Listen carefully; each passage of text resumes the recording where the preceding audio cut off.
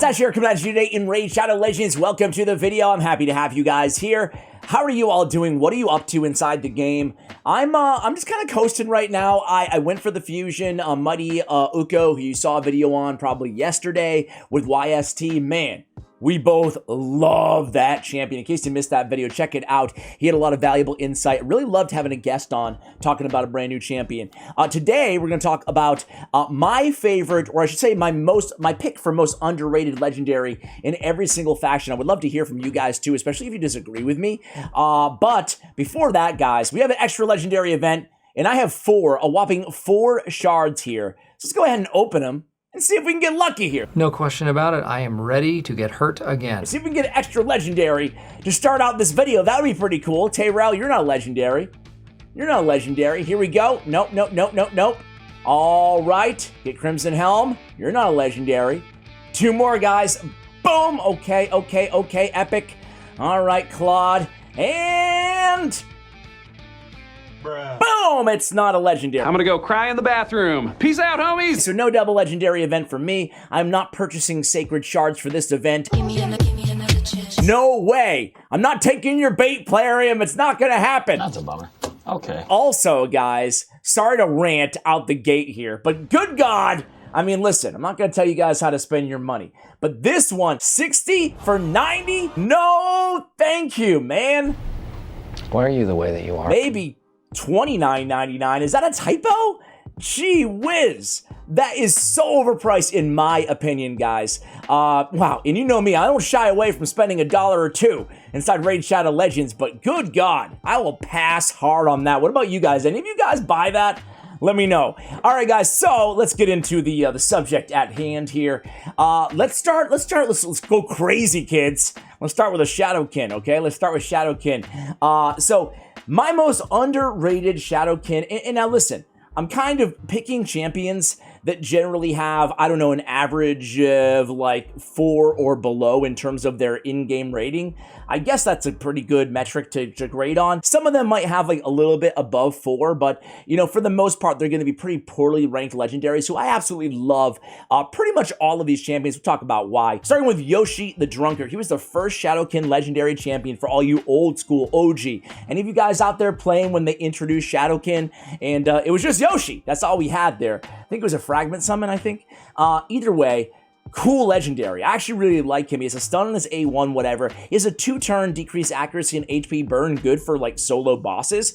And then he has a 3-turn increase attack, increase accuracy on all allies, and then he has a 75% true fear on all enemies, or 100% if they have increased attack buffs. This is a really nasty ability specifically for the arena, but even getting the increased attack and increased accuracy in other areas of the game, especially in waves, and then neutralizing with true fear as well. Just for newer players out there, the difference between fear and true fear is both has a 50-50 shot at losing your turn if you have it, but with true fear, your skill is also put on cooldown. Okay, and then this partier, right? Really, really sneaky good passive. Fills his champion's turn meter by 4% each time an enemy receives a buff. So if the other team goes first, say in the arena, well, you have a great shot at cutting in line. Some champions are applying not just 1 buff, but, you know, 3 buffs, like a Siphi. So you're getting a big turn meter boost coming in there and then ceasing with the true fear. Obviously, if they have block debuffs, it's not gonna work there. But, you know, increase attack from an Arbiter, well, you're already gonna get the turn meter boost right off of the passive there. So enough about Yoshi. I'm just a big fan. He has speed in all battles as well by 19%. I think he's an underrated champion. Next up, it's going to be Nari the Lucky, guys. I love this dwarf defensive base champion, almost 1500 on the base defense. Speedy, well, semi-speedy, I guess at 104 speed. On his A2, he's got an AoE, decreased accuracy, and decreased resistance on a 3-turn cooldown. This is a really good ability. You can't find this anywhere else in the game except for Nari the Lucky on the 3-turn, decreased accuracy, decreased resistance. Great for Hydra. He's got another AoE attack on a 4-turn cooldown. Then he has Provoke and a counterattack on himself. It's going to lead into more steals on the A1. And we have more transfers. At the start of this champion's turn, transfers 1 random buff from a random enemy to a random ally. Kind of a cool little added bonus there. You can't really count on it for much, but it really, especially in Hydra, it really adds up. He's stealing all these buffs buffs, giving them to your allies. I like that, man. He's not so selfish, right? He's not stealing it all for himself. He's like Robin Hood, right? He's like Robin Hood. He's stealing from the rich. He's giving to the poor. I like stealing. It makes my hair go fast. This champion's accuracy increased by 5 for each buff on each ally. That's really cool too, right? Stack up a bunch of buffs and Hydra, and you're talking a ton of extra accuracy on Nari the Lucky. Knight's Revenant, I'll tell you the correct answer, guys. It's Whirlum Frost King, and listen, he's actually, he's a little borderline 4 rated. You don't look into ratings too much. Anybody should, but we all look at him though. We just glance at him, But man, Whirlum Frost King is a beast. He is a beast ever since they buffed him, and I don't know why, but some people still hate on him. Some people still sleep on him. He has a freeze on the A1 with a perfect veil on the ally with lowest HP for 2 turns. If the freeze is placed, he has a veil. If the freeze is resisted or blocked, that's nice. You're going to guaranteed at least veil, which also has damage mitigation built in, 7.5% on AoE attacks on the A2. An AoE attack with decrease crit damage, decrease accuracy can't be resisted. That's really, really good. Great for bomb. L2, decrease accuracy that cannot be resisted. Also, increase crit damage on all allies while you're at it. This is on a 3-turn cooldown. And then he's got strengthen and increased defense, both big versions on a 3-turn cooldown. Tremendous. Only champion in the game with both of these on the same ability on a 3-turn cooldown. Great for support, especially in Doom Tower, where he's bringing a 40% ally defense aura to the table, man. He is a really, really underrated and solid support champion out there.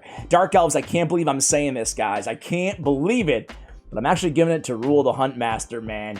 This guy's pretty sneaky decent. I can't say he's like super good, but I still think he's a little bit underrated. First of all, he can put out some serious damage, okay? He's a little squishy. Look at his HP, 13,545. Are you kidding me, man? But his attack makes up for it. Almost 1,700 with good multipliers, right? So he's an AoE extra hit under Hex, ignoring defense if there are 4 or more enemies under Hex. Really hard-hitting ability on the Unleash the Hunt. And then he has Stalk Prey, increase accuracy on all allies, 4-turn cooldown, and then a Hex on all enemies for 2 turns. Perfect Veil on this champion for 2 turns, and fills his champion's turn meter by 50% as well, which helps to kind of mitigate the fact that it's a 4-turn cooldown. And then check out this Marked Quarry passive. This is why I really like him. After they added the damage to Hex, after they buffed the Hex debuff, this became a lot more interesting. Read it through. Decrease speed of enemies under Hex by 5%. Decrease resistance of all enemies under Hex by 10%. Increase the damage enemies under Hex receive by 10%. Decrease the value of heals they receive by 30%. I mean, that is a lot that he's bringing to the table with that passive. So you can run him on a team with, like, Mithrala, right? A more dependable Hex layer. He's laying the Hex, she's laying the Hex. Fantastic stuff. You're going to be getting a lot of damage out of him, and then a lot of damage extra out of everybody because of that passive. So I think that Rule is a little bit underrated personally. What about you guys? How do you feel about Rule the Huntsmaster? All right, now we have Dark Elves. Hello, darkness, my old friend. I was going to give it to Ghostborn, who I'm a big fan of. I've come to talk with God, you are aging so rapidly. Oh, we just did Dark Elves, Ash. Come on, bro. Undead Horde. Here we go. We're moving, guys. I'm going to give it to the guy that I'm pointing at. In honor of the next holiday, Halloween, which my son is so excited for, he wants me to dress up like a Ghostbuster. I'm going to do it, of course. Hell yeah, I'm going to do it. Which guy should I be? I think I'm going to go Egon. Why not, right? Why not go Egon? Pretend I'm smart for a day. Harvest Jack, guys. I'm going to go with Harvest Jack. Dude, I recently pulled this guy, and he's so good, man. He's so underrated. First of all, he's got a ton of HP, almost 27k HP. That's a lot. That's a lot of HP, right? And he has a triple hitter on his A1. He's an HP-based champion, duh. Each has a chance of placing Fear. 100% if buffs were stolen. So he's stealing and he's fearing. He's doing all kinds of stuff. This guy's so annoying to go against, especially in Bolster. Man, I think it was, maybe Nubrates has a video on him on Bolster. Good God, he's a beast, man. An AoE with block buffs if they're under fear on a 3-turn cooldown on his A2. Dreams to Ash. I like the sound of that skill. Stop it. Get some help. And then we have removes any increased attack, replaces it with decreased attack. Removes any continuous heal, replaces it with poison. The number of poisons equal to the number of continuous heal buffs removed. What a crazy ability, right? It's unique. You can say that about it. I mean, block buffs, if it wasn't conditional, it would make him really good even for, you know, usage in Hydra or something like that with 2 AoEs. But he's kind of relegated to mostly Arena. If you guys use him elsewhere, I'd love to hear it in the comments below. An AoE on Lord of Terror on a 4-turn cooldown. This is his opening move, right? 100% chance of placing True Fear for 1 turn. We already talked about the difference between True Fear and Fear. Also plays decreased speed for 2 turns and decreases target's turn meter by 15% if the True Fear debuff is placed, which is 100%. So as long as we're not landing those weak hits. Man, that's a really nasty opening move. Decreased turn meter, True Fear, and decreased speed, right? That's really cool. 100% chance of placing a sleep for 1 turn if the True Fear is not placed. Really, really cool kit. He also has when attack decreases the duration of all buffs on the attacker by 1 turn on Leering Grin. So annoying to go against. So much fun to play around with. Maybe I'm a little biased there because you guys know I'm just a massive fan of that champion, but I don't know. You guys let me know what you think of him as well. He's an old school champion in the game. I want to say 2019 Halloween champion. Demon Spawn, guys. Demon Spawn. Who do you think I'm going to give it to? Well, there's so many good champions here. I'd love to give it to an obvious one like Countess Lix or something like that. Tyrant I just pulled. Tyrant Islamore is really a beast, man. You guys weren't lying about him. You guys know I love Helicath, and he might be underrated, but I think that now people think he's probably like a top 10 champion, and I tend to agree with that. I'm actually going to give it to the end boss of Raid Shadow Legends, Mortu Macabre. Now, after Hydra Clan Boss and Stoneskin, he experienced a little value surge, you know? He has speed in all battles by 24%. That's like a 10-way tie for best in the game. That's good on his all battles. And then he has an AoE ×2 with block buffs guaranteed. Granted 4-turn cooldown. If I could do anything to this champion, I would either make it that block buffs just can't be resisted, because on a 4-turn cooldown, that's not too broken. That's not too OP. Or I would put this on a 3-turn cooldown, right? Then Mortu is, well, he's not broken.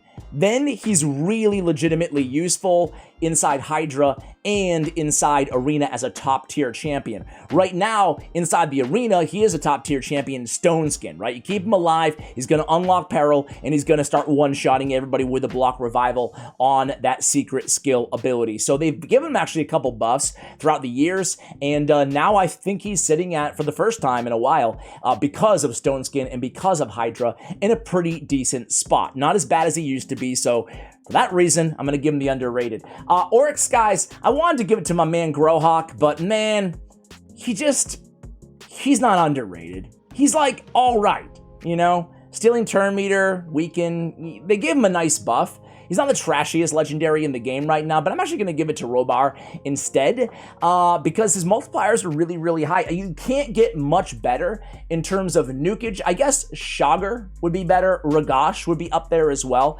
but he's defense-based. I guess Robar even would have him beat in terms of sheer damage, right? He has an AoE, probably by a long shot, now that I say it out loud, an AoE decreased defense. So when you're looking for a debuffer who can place a ton of damage, look no further than Robar. He actually got a buff as well, and they buffed his speed, 97 on the speed now. It used to be, I think, 87. It used to be one of the slowest legendaries out there. So I'm glad they did that. Merciless Assault is really one of the hardest hitting abilities in the game. I want to say it's like top 3 hardest hitting AoE nukes out there. That could have changed now, though.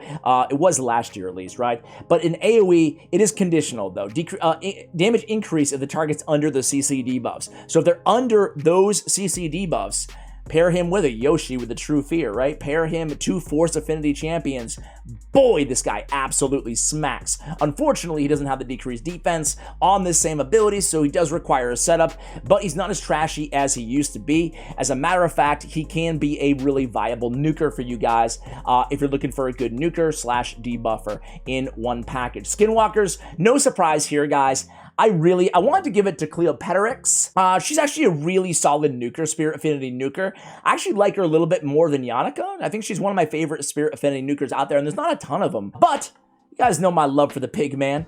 Norog, you know, I really like him. I've said this before, so I'll keep it brief, but this thick skin is a built-in freaking strengthen buff, and that's really, really amazing. It really is. He's immune to stun, freeze, sleep. That's nice too. Decrease the damage all allies receive if they're under 1 or more buffs by 15%, and then damage taken by all allies that are under no buffs by 25%. So the weak or strong version of Strengthen that obviously can stack with Strengthen as well is so good to have on a team, right? In terms of just damage mitigation overall. And then we have an AoE block buffs on a 3-turn cooldown, a simple kit, but for me, for Hydra, really nice champion to kind of keep her team alive, and in dungeons, defense by 40%, so not bad at all there. Lizardmen, I'm going to give it to my man. I'm going to give it to my man, Skull-Lord Vargal. So Skull-Lord is, I mean, not only can he solo Scarab King now, which is really insane, not only does he have some of the best base stats in the game, look at this, 107 speed, 1300 defense, 27 freaking K HP. Yes, please. He's a good provoker for Hydra Clan boss. Very underrated provoker.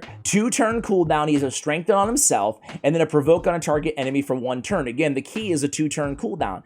On the A3 as well, he's an AoE 3-turn cooldown, 100% decrease attack. Decrease attack so important in this game as well. So he's bringing enough to make him viable for Hydra Clan boss now, which actually gives him a use case. And then with the horrific foe, since they changed this, he can now, as I mentioned, he can solo Scarab King in a regen in Immortal set. I put out a video on that a while ago, so I think that Skull-Lord actually has some serious utility on top of just being a really tanky, one of the most tanky champions out there in the game, right? Oghren, again, because primarily of Hydra, right? A Shamrock saw some, way back in the day, right? He really sucked. They gave him a buff, and now he's pretty solid. First of all, he's really fast. One of the faster champions out there at 111 speed. Plenty of base stats, plenty of HP, plenty of survivability, almost 1200 on the defense. He has increased defense on all allies on a 3-turn cooldown, increased speed, and then increased crit rate. Everybody who has more than 50% HP, revive on death, and continuous heal. Everybody with less than 50% HP. So basically, whatever you need, he's bringing it to the table on that A2. It's one of those versatile abilities that is kind of unpredictable because of the versatility. However, or the conditionality, I guess is a better word than versatility. But he's bringing you, it's very, very fine-tuned to give everybody exactly what they need, right?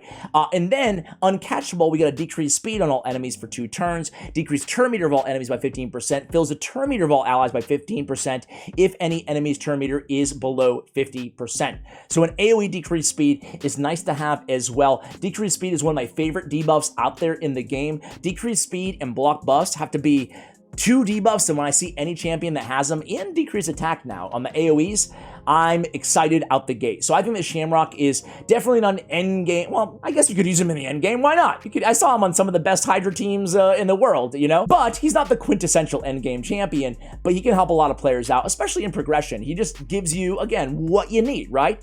Barbarians, I can't believe I'm going to say this, guys. I wanted to go with Elder Scar. I was going to go, and I love Contra. I love Contra so much on this channel that I think you guys are, you know, and she has good scores too, right? I want to go even more underrated, right? And I'm going to go. No. Yeah, I'm going there. No! I'm going there. No! Operatin Clan Father. There he is, man. Dude, this guy gets a lot of shade as one of the worst. I think it was a fragment summon or something. He gets a lot of shade. But man, if you're just looking for a healer, you can't do much better, I should say, right? He's a really good healer, support champion. He has a decrease turn meter and fill turn meter on his A1. He has an AoE, heals all allies 10% of this champion's max HP, heals all allies under continuous heal buffs by 15% instead, okay? This is on a 3-turn cooldown. And then he has removes block buffs and heal reduction buffs from all allies, and then places a continuous heal, places 2 continuous heal buffs on all allies for 2 turns. Also has a 100% chance of removing a random debuff from all allies. So you get a little mini cleanse on a 4-turn cooldown, you get 2 continuous heals, and then that boosts up his heal to 15% on the A2 ability. Man, his heals just keep stacking. He can put out some insane numbers if you're just looking for, again, a raw healer. Each time a continuous heal buff heals any ally, fills that ally's turn meter by 5%. So you're always getting that Energizer Bunny effect of filling turn meters because he's throwing out so many continuous heals. Really, I shouldn't say I really like him, but again, he's not as trashy as most people say he is, in the opinion of yours truly. All right, Sacred Order, guys. Man, oh man, oh man. Constantine, the Dayborn, bro. He is a dude. He is a nuker and a half, man. This Quietude ability, first of all, it is the one-shot beast, right? Attacks one enemy before attacking, steals all their freaking buffs, transfers all debuffs from this champion to the target, so it's a little switcherooski on the A3, and then, boom, very hard-hitting A2 ability, attacks all enemies 2 times. Each hit will ignore 10% of each target's defense for every leech, decrease defense, and block active skills they are under on a 3-turn cooldown. And then, check this out, enemies from all these factions can't be revived. So a sneaky good arena nuker, if you pull him, you might look at his kit and you might look at the reviews and just be like, dude, shoot. He sucks. What a void legendary. But man, he could be your main arena nuker, or he could be your nuker anywhere in the game. Very, very hard-hitting champion. Has attack in arena battle. We're not really going to use that aura. But he's great at what he does. Let's put it that way. Great at what he does. He also received a buff fairly recently. All right, guys, I'm going to go there again. I'm going to go there. You're all going to get mad at me for doing this. I mentioned this in another video at one point, that I'm a fan of this dude. And yeah, some of you guys really let me have it in the comments, but I'm still going to double down. I don't give a crap. Alexander the Sharpshooter, man. Oh, simple. The Navi Star. He was the second champion based, or maybe the third. Yeah, because I guess Saito was a content creator too. Based on a creator after Ninja and Saito. Alexander the Sharpshooter, right? Here's the thing. He's not a great legendary champion. Let me just state that. I want to state that very clear. But, boy, Born to Win hits really hard, right? You're removing all buffs from the target as well. And then this spray down, dude, the multipliers on this are really solid. They really are. So, again, kind of like we talked about with Robar, he's not quite as hard-hitting as Robar, right? And he doesn't have 2 AoEs, so quite a different champion as well. But an AoE decreased defense on a 3-turn cooldown, I'll tell you what, man, you could do a lot worse for a debuffer than Alexander the Sharpshooter. So somebody who is looking for a magic affinity debuffer who can also deal a lot of damage, well, Alexander the Sharpshooter is really solid for that reason. So yeah, man, is he a game-changing a legendary champion? No, but he's a free legendary champion who I guarantee, well, at least 28,000 people benefited from, see in the reviews. So, yeah, man, I think that Alexander is not as bad as people say he is, generally speaking. I actually feel the same way about Deliana. I think that she's actually pretty solid as well. All right, last but not least, guys, I'm going to cheat on this very last one here, and I'm going to go for a champion that I think that most people think is good, but I think he's great. And that is Lugan the Steadfast. The little bumblebee just flying around. Dude, this guy, first of all, he's an HP-based champion. They fixed his abilities, so they're actually damage-based on HP instead of attack on Mark of Silence. That was dumb. Great that they fixed it, though, right? 22k on the HP. Enough defense to get by. Speed is, about average. But, man, he is so good now, right? With his bodyguard ability after the buff, we get increased defense on this champion for 3 turns, and then ally protect on all allies for 2 turns. This is on a 3-turn cooldown. And then we have a 4-turn cooldown, and AoE straight up block active skills, right? Sure, this can be cleansed. It's not like a warlord ability, but I mean, he's neutralizing everybody with his A3, and then he's just a really, really robust and solid ally protector because of that A2 ability. Now, I think it's probably a 2-way tie with Lord Champfort, though, right? I did a video on Lord Champfort. Man, oh man, oh man. HP in dungeons, first of all, this works in Iron Twins, 50%. And then he has an AoE decreased accuracy and decreased attack. 2 really great debuffs and the same ability 3-turn cooldown. Really, really solid. That's just placing it. It's not predicated on a critical hit. It's 100%. It's just really, really solid. And then decreased defense as well on his A1. Man, both those champions, the Bumblebee and Champfort, right? Massive fan of both of them. They're my favorite, kind of more underrated, or legendaries that people don't talk about a ton from the Bannerlords. So there we go, guys. That is the video. Thank you so much for watching all the way till the end. How stupid am I? Let me know in the comments below. Thank you, and as always, take care, guys.